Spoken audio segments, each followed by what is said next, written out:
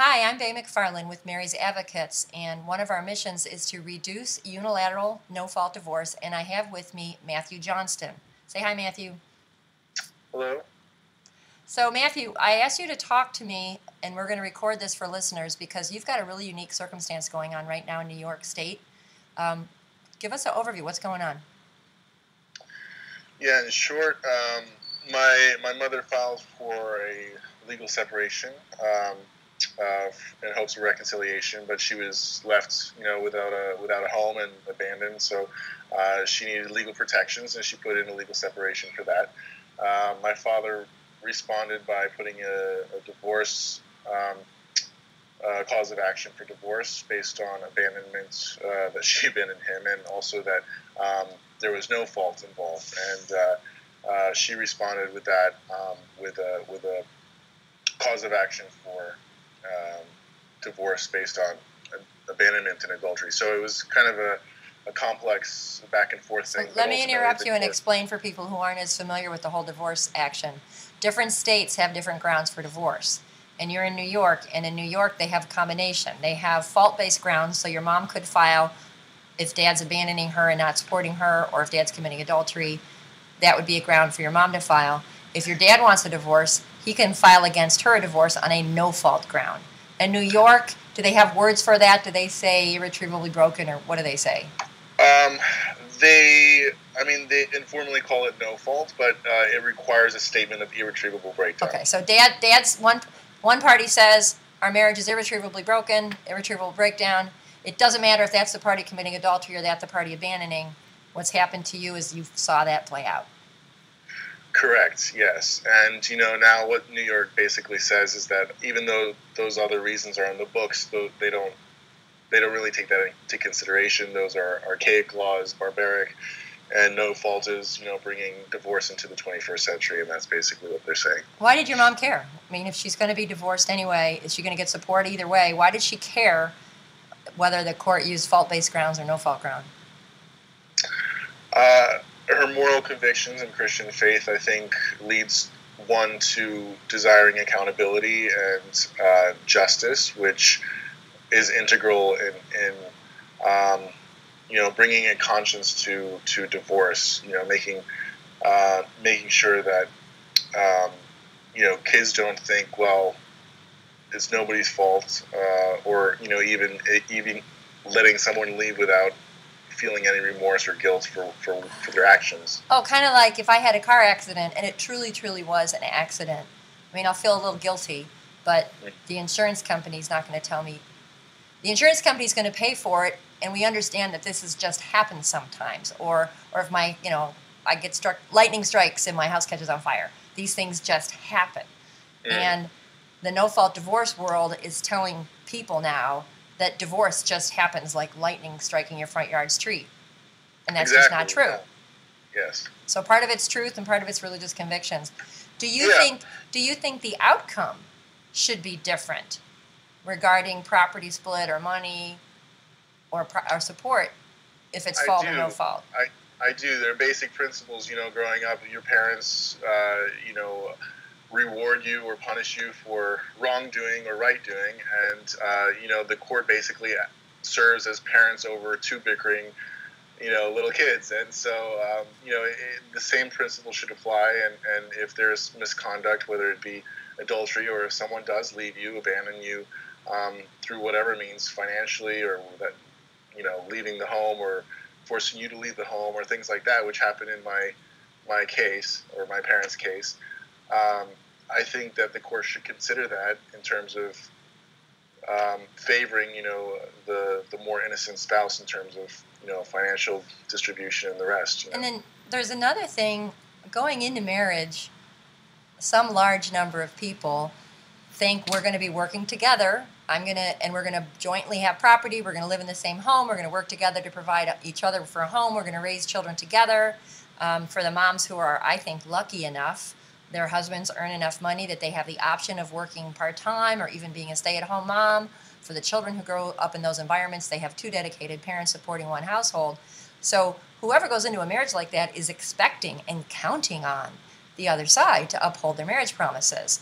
So then if you have one side say, well, I'm out of here, I'm going to go find some new sex partner and commit adultery. Face it, that's what it is. Or I just feel like breaking my marriage promises for whatever reason. I mean, nobody's perfect. But if somebody breaks those marriage promises, the party left behind is relying on that support, maintaining a household together, two adults with one household for children. To say that that should be treated equally, I mean, imagine if we did that in other contracts. It's ridiculous, but that's what NoFault wants us to believe for marriage. Sure. In any other context, this kind of misconduct should be should be held accountable for. But I mean, it's a matter of making the process simple and making divorce simple, and it actually being a more administrative process rather than actually a judicial trying to ascertain justice. Just trying to process the divorce without really taking other things into consideration. The issue of stay-at-home moms or part-time stay-at-home moms or homeschool moms or across the board, whatever you forego in terms of family responsibilities. Yeah, there are reasonable expectations that you put that time and work and services into providing a benefit for the family. That if someone just leaves, that it's much harder to recover from that. Right. Get your education or go back to the workforce or anything like that. And so New York, and I'm sure other states have, in equitable distribution, they have considerations for stay-at-home, housewives, or, if it's a stay-at-home dad or whatever, they have those considerations, but the court didn't even, it's in the law, but they just kind of overlooked it and ignored it and all that kind of thing. And that's what NoFault does. It basically says that all the other laws that exist, could just be ignored because the point is just to process the divorce and not take other things into consideration. Now, we're getting off talking about what we think about marriage, and there are a huge number of people who think what you and I are saying. There might be other people who think something differently, but they're welcome to go live together. They didn't get married. In your mom's case, so this divorce hearing occurred. We've talked about this before. The civil court granted a divorce. The ground they used was a no-fault ground. So what are you guys doing in appeals court? Tell us what court you're in, what county you're in. Give me some dates.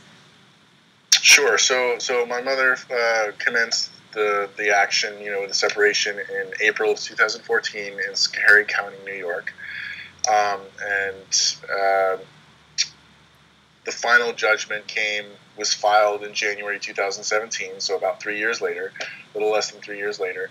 And my mother has gone now to appeal the decision, partially for her own equitable distribution, but mainly for grounds, mainly to say that NoFault is unconstitutional on many different fronts, and to say that it breaches her fundamental rights that are protected under the federal Constitution, even though marriage itself is regulated by the states. Her fundamental rights have been violated. Can you explain what do you mean by the difference between a fundamental right being violated versus the states being allowed to regulate things? Because what I hear is people are like, well, we don't care if you got married by a minister. We don't care if you're a Christian. You got your state marriage license, therefore be quiet. What's wrong with that kind of thinking? Well, I mean, that sounds like a mantra of a tyrannist or something, because it's basically saying that, we have absolute control, and so you have nothing to say for it. There's no checks and balances. We can't be held to account, and basically our word is the last word. And so, it's true that states have the right to legislate and prescribe different marital rights. They can say, what someone is entitled to, what someone is not entitled to.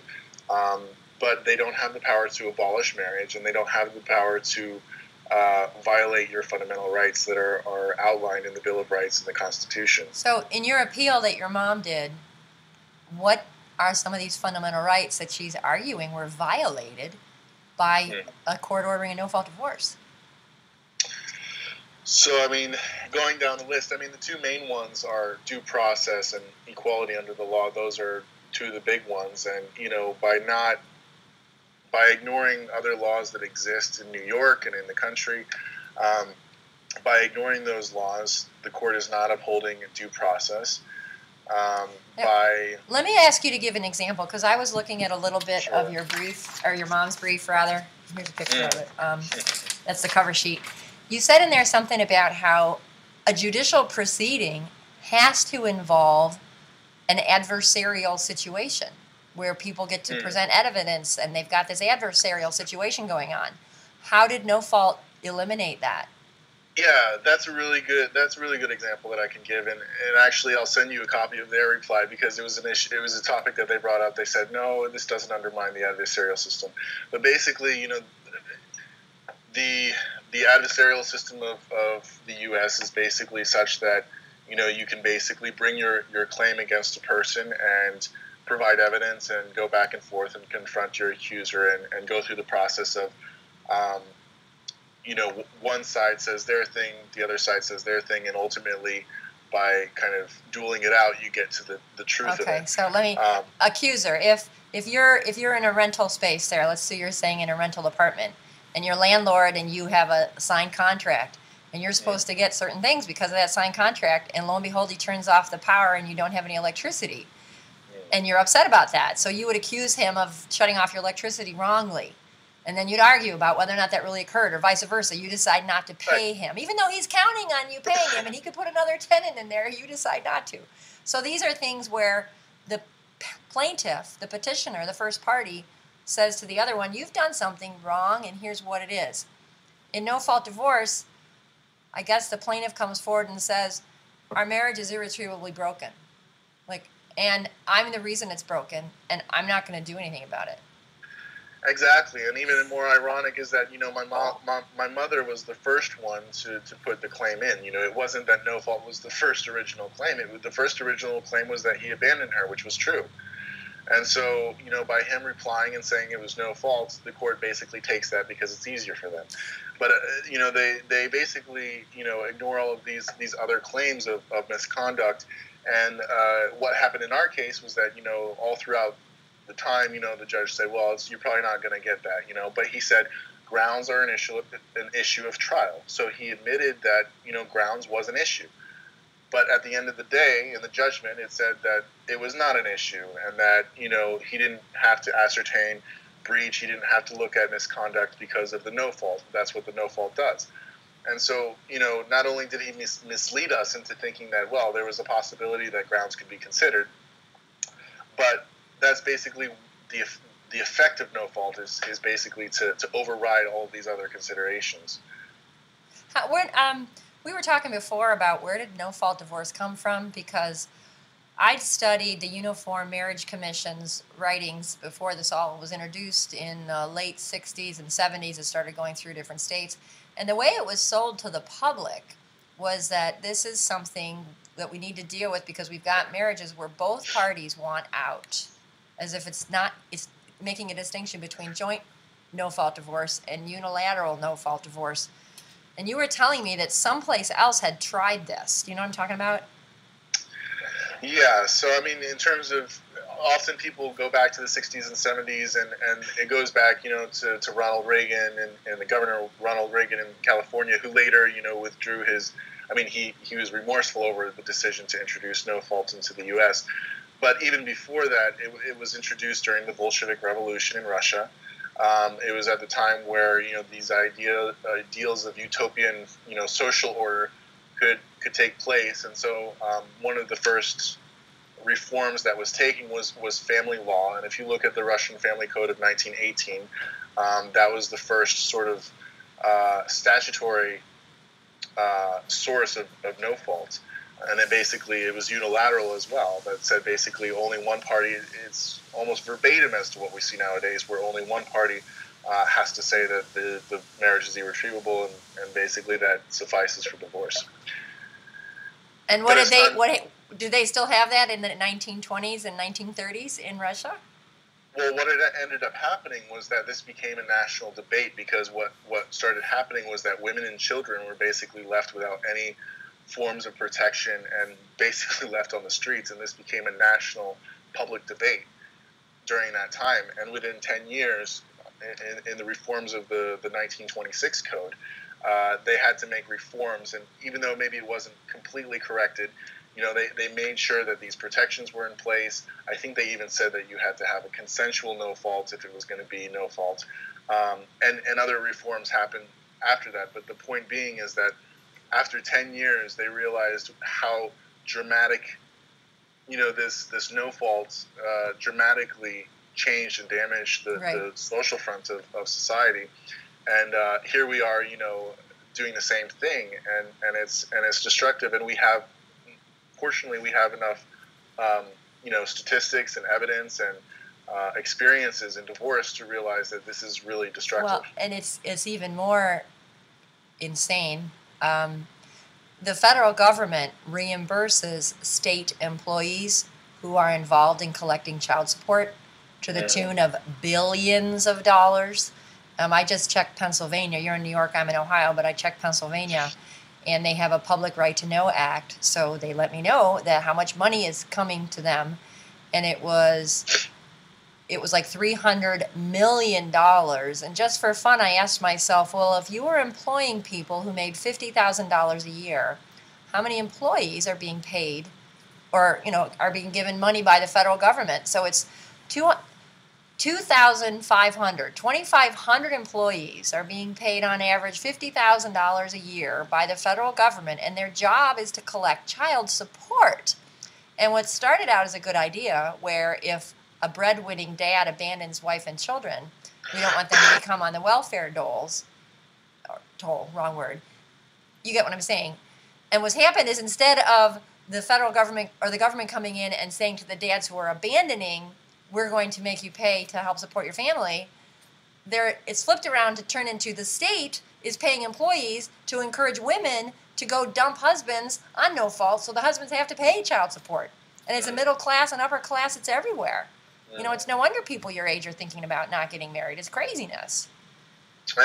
This perverse incentive that they've created, where maybe it started off with good intentions, is now reversed and is doing the exact opposite of what was originally intended. Now, you had told me a second ago that the example I gave is a good example, where you were saying they don't have any adversarial process, and that's part of what's supposed to happen in a justice system.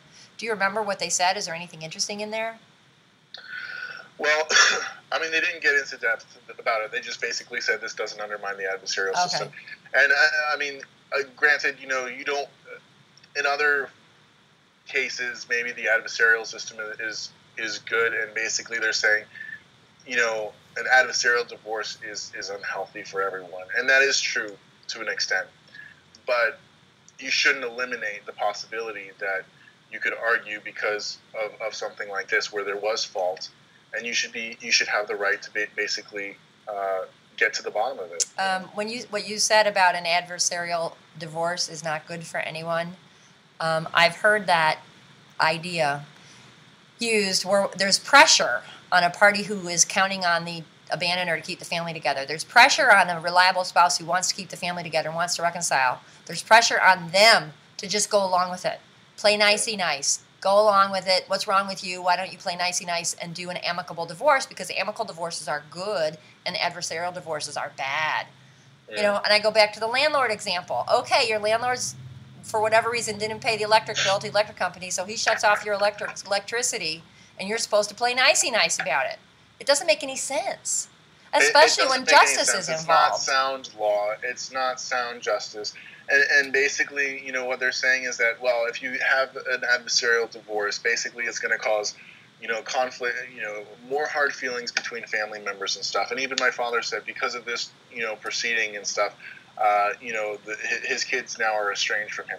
He's not estranged because of the adversarial divorce. He's estranged because of what he did, and what he did to my mother is really the source of why we don't have a relationship. Not because they went through the system of trial and due process. That's not the reason why. Right. Now, if you guys were to win, what would the outcome be in this appellate court? What would the outcome be that you would get? What would they say to you guys or to your mom? Well, as lawyers like to say, there's no such thing as winning. You're dividing resources, but but certainly, what she's trying to achieve, it would be a win for us to say, to determine that unilateral no fault is unconstitutional. I think how the court system works, there's a lot of issues we've thrown at them, and the ones they can deal with, they'll deal with, and the ones that they can't or are opposite to what we want, we have to continue going up the level of courts and stuff. So I mean, the outcome essentially would be to have the court conduct this test of what's called strict scrutiny, and basically what that is taking a closer look at the no-fault statute law to see whether or not it actually is a constitutional issue. Because to this point, courts assume that laws are constitutional because the legislature is bound under oath to uphold the Constitution when they create the laws. So there's a presumption, and a strong presumption, that this no-fault statute is constitutional. What we're asking them to do, though, is to actually test that and to prove that. Because we believe that ultimately it's not. And when legislators from a state make a law, I mean, they could vote on something that's horrible. And there's no oversight there if we didn't have a U.S. Constitution. So part of what the Constitution says is you legislators are limited in what laws you can make. You can't make laws that are whatever the heck you feel like for whatever reason. So then the courts will have to apply constitutional principles to this legislation. So you're not really even, this challenge against the lower court's decision isn't a challenge against either party. This is a challenge against the legislation itself. Exactly. This has much less to do with my dad. He's more of a pawn in this whole scheme than it does with the legislation itself, and with applying constitutional principles to this law. And you mentioned strict scrutiny. Offhand, can you rattle off what do they need to test? Like you were talking about, it's presumed that a law is constitutional, but if they're violating fundamental rights, you can't have that presumption. Anybody who's being violated by the law could ask a court to judge. That's what you're saying. You're asking the court to judge whether this is doing something wrong. Do you remember what the criterion are for strict scrutiny? Well, there's, I mean, off the top of my head, I want to say that, the breaching a fundamental right is one, compelling state interest, because that's often what compelling state interest. Yeah, and that's usually what they use to justify new laws, is to say that it's, it may violate certain things, but ultimately it's in the state's interest, the greater interest, to have this law. Maybe I have the freedom to walk wherever I want, but they make a law that says I can't walk inside the chain link fence around the high voltage power lines that are run by the electric company. Maybe I don't know, I'm just making up any old thing. I'm trying to think of an example of, what's a public interest? Something that serves the public. And I'm really angry because I really wanted to keep walking straight, but now I have to turn around. So that's me having a right. I mean, I don't know if walking is a fundamental right, but just a stupid example. So the state, the legislator should have to prove to all the public why it's so critical that we give a no-fault divorce. Right, and I mean, them just saying it doesn't mean that it's true, and what they've used to justify it is to say, states that have no-fault divorce have less domestic violence, states that have no-fault divorce, there's less taxpayer money and then less bureaucracy, less hard feelings between the family members, less emotional distress, all that sort of thing. Wow, because it's all just propaganda. It's propaganda, and it's a marketing scheme, because it's not actually true, and there's not hard statistics, they're not facts, it's not based on evidence. It's just basically what they've sold to the people, and that's all it is. And states that have unilateral no-fault divorce probably have a lot more children have been taken away from one parent against the children's wish. When one spouse just kicks out another spouse on no-fault divorce, those kids lose contact with one spouse. Did anyone ask them? Maybe those kids are emotionally traumatized. Well, exactly. Where does that serve the public interest? One of the biggest ploys is for them to say that, think of the kids. Well, now here you have a child of no-fault divorce who is a stark advocate for my mother's position against no-fault. And I can, go through the litany of reasons why no-fault has actually caused emotional distress and trauma for me, because it's I'm going to give a plug for a book.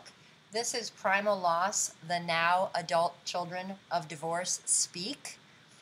And what she's got is she's got stories compiled of maybe 70 or so adult children of divorce, and they're describing, what they were told they were supposed to think throughout this whole process.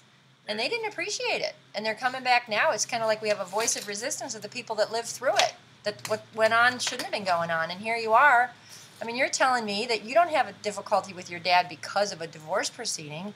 Your difficulty is with your dad is because of what he did. And you would like this. Exactly. And that actually continues on as long as justice doesn't prevail, as long as he's not held to account, as long as either he doesn't apologize or the court, sort of punishes him for his wrongdoing, then, our relationship isn't going to become reconciled because, he has no remorse for what he's done and there's no accountability either. So, this idea that the emotional distress and hard feelings comes from the divorce proceeding is completely false. It has more to do with actually the wrongdoing than anything else. And then you add insult to injury where the state, I mean, really these legislators are just our servants. They make laws for the people who live in the state. So they've empowered judges to make things worse for the children of divorce, where they're rewarding a person who's abandoning and breaking their marriage promises, and they're putting the other spouse who didn't do anything bad enough to merit separation, they're putting that other spouse in a worse situation than they were before. And I think good judges may recognize that. I think good judges will recognize the fact that oftentimes in divorce there is a party at fault. But they can't do anything about it because, no fault trumps, and the higher up the ladder you go, you've got courts saying to uphold no fault rather than these other things. And so judges are actually strapped, they've got their hands strapped behind their backs, and oftentimes, it's not the good judges that are at fault. It's the legislatures and the bad judges that are really driving this agenda. Some states have legislation that say courts cannot consider marital misconduct when they decide what should happen with custody and parenting plans. Or some states have laws that says they cannot consider marital misconduct when they decide how to split property.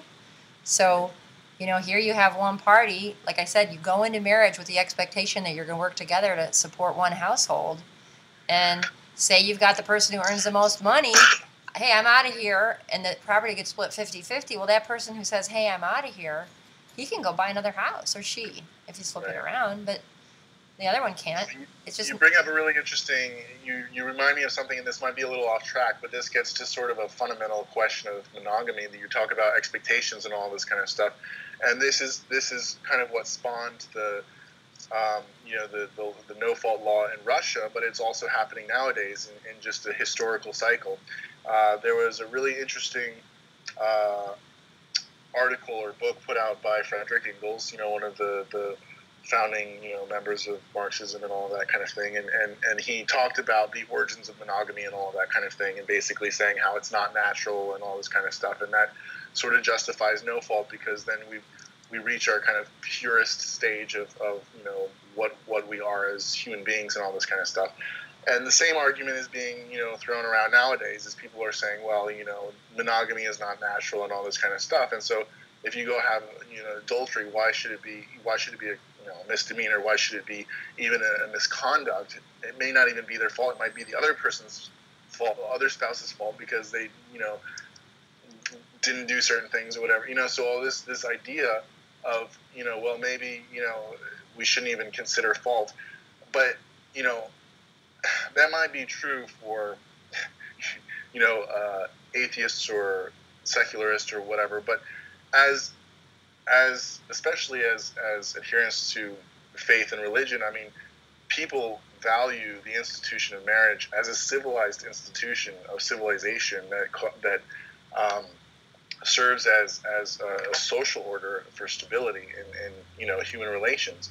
And if you're going to say that people can just sleep around or cohabitate or all that kind of stuff, fine, but that's not marriage. Right. If they're going to do this with marriage, they need to give it a different name because what they're doing is not marriage. Exactly. And what the courts and what legislation in particular are doing is basically merging and muddying the two things. One is, hippie-style cohabitation, and the other is marriage, and they're basically causing no distinction between the two. And what I'm saying is, okay, fine, you don't believe in monogamy, go somewhere else. But that's not what marriage is. That's not the expectations that you have when you enter into a marriage. And if you're going to muddy the waters and not make that distinction, that's against the state public interest. Right. That's a really good closing thought. Because if they really wanted to go do that, they need to have another set of laws. And when two parties go in with the intention that you just described, this parties going into a contract with intentions, they understand the obligations are going to uphold. The state cannot interfere with the intended obligations of parties in a contract. They just can't. They're not supposed to do that. Well, I'm going to wrap up with that thought, and we'll see what we're going to do next time. Thanks, Matthew. All right. Thank you.